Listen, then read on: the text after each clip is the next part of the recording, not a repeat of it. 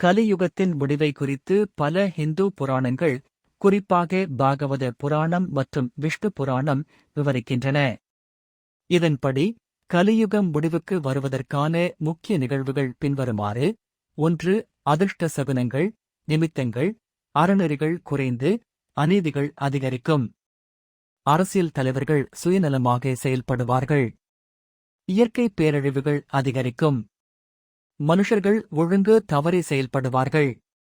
2.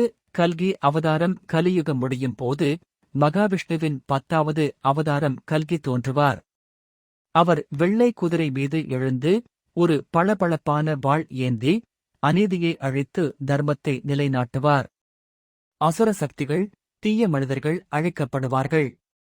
3. பிரளயம் மாபெரும் அழிவு, பூமி, கடல், ஆகாயம் ஆகியவை பெரும் மாற்றங்களை எதிர்நோக்கும்.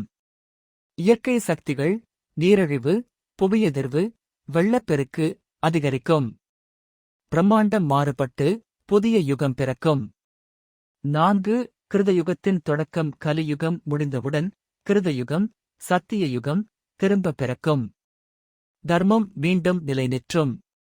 புதிய மனிதர்கள், புதிய நிலைமை உருவாகும். கலியுகத்தின் கால அளவு புராணங்களின்படி கலியுகம் 4,32,000 ஆண்டுகள் நீடிக்கும் எனக் குறிப்பிடப்பட்டுள்ளது.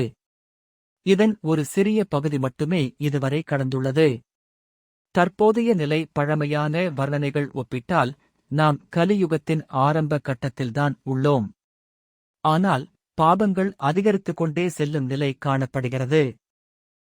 கன்க்ளூஷன் கலியுகத்தின் முடிவு என்பது ஒரு மாபெரும் பரிணாம மாற்றம்.